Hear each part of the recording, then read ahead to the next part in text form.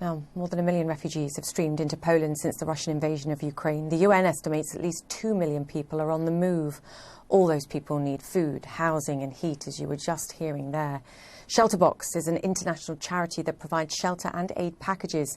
It worked in Ukraine in 2008 and in the wake of the Crimea invasion in 2014. It now has a team working on the Polish border. And joining us is Kerri Murray, president of ShelterBox USA.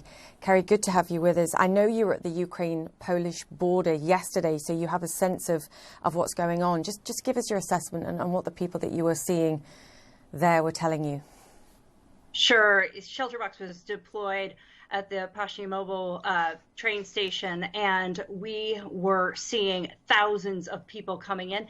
This train station is the main stop for people coming over from Ukraine. It's the first stop. And so 20,000 people arriving there every day. And yesterday, what I saw, mostly women, children, elderly, disabled, lots of pets.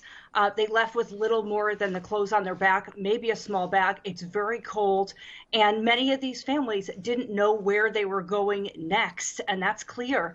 And, you know, it's incredible to see the Polish community because, yes, 60% of the people who fled, the 2 million people, over 1 million now are going into Poland. And the Polish people are the first responders. They were providing hot meals there, free SIM cards, rides. But these people are going to need a lot of help. And it's just the provision of basic needs that they're going to have.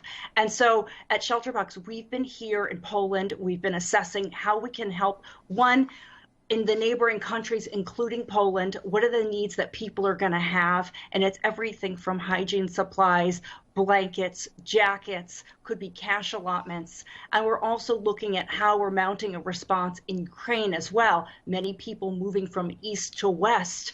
And, you know, basic needs there as well. Their homes have been damaged or they're in shelter services, evacuation centers, sleeping on floors. So ShelterBox provides things like sleeping mats, mattresses, blankets, even shelter kits, repair kits that help repair these damaged homes. So we're looking to help thousands and thousands of families. But right now, this is a very fast moving crisis. It's changing. And we just stand committed with many other humanitarian organizations in trying to help these displaced families. I mean, so many questions come to mind when you're saying that, particularly the UN saying this could be as many as 7.5 million people. It's not going to stop, and you have to consider those that you have now, and to your point that they don't necessarily have somewhere to go on to, but also how many more people are coming.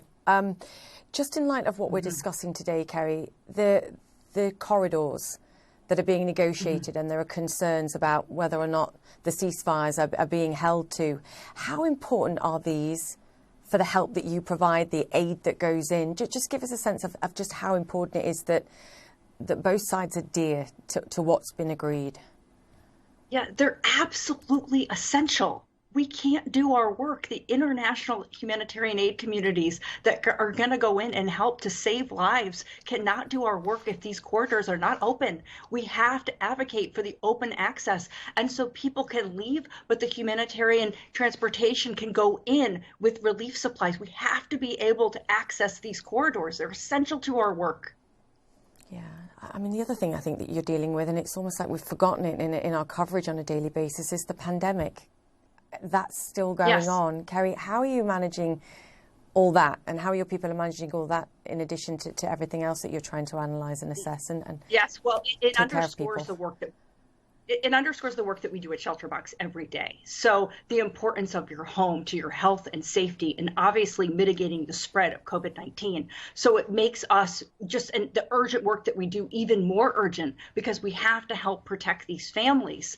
And when they're in crowded collective centers and evacuation centers, they don't have the ability to social distance and isolate their families. So our work becomes even more critical.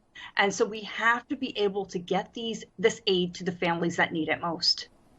What do you need, Kerri? Is it money, more support? How are you liaising with the Ukrainian government, if at all, and other NGOs that are working there? What do you need at this moment for those that might be watching this?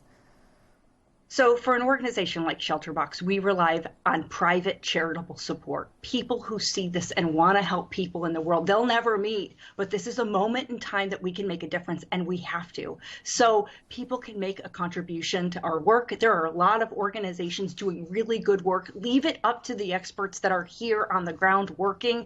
Everyone wants to pack a box and send it. It is incredibly complex, the logistics of getting aid into these countries. You've heard about the issues with these corridors. You have to rely on these organizations. And the nice thing is we're here, we're working together. We're part of the logistics cluster, the shelter cluster here. We're organizing with lots of other nonprofits, and we are working fast and furiously to really help make a difference in the lives of these families. Kerri, it must be heartbreaking, I think, for you and your team. Do you really feel like you're making a huge difference? Yesterday. We're trying. I met a woman yesterday. She was with her 10-year-old son. She had traveled for 5 days by foot, by bus, and then by train. And while she had her 10-year-old son with her, she had to leave her 22-year-old son behind. And he had to stay. Men between the ages of 18 and 60 have to stay and fight. And it was incredibly hard for her. She didn't know if and when she's going to be able to go home and see her son. And so people have their families ripped apart, and they just need the basic supplies. We have to help these families, both the ones that are fleeing into the neighboring countries, but also the people that are stuck in Ukraine. This is a massive humanitarian issue for the people who are left behind fighting. We have to help them. Yeah. Kerri, thank you for being there. Thank you to you and your team and for joining us today. Kerri Murray, President of ShelterBox USA there. Thank you. We're back after this.